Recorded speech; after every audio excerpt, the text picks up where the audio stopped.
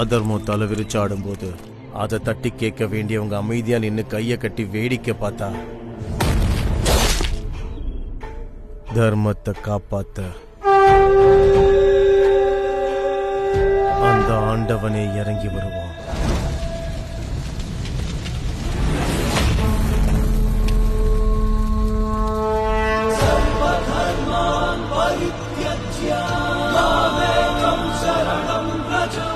மகாவிஷ்ணு ஏதாவது ஒரு அவதாரம் எடுத்து தர்மத்தை காப்பாற்றுவாரு. கெட்டதை அழிச்சு நல்லத நலநாட்ட நிச்சயமா அந்த அவதாரத்தை எடுப்பாரு.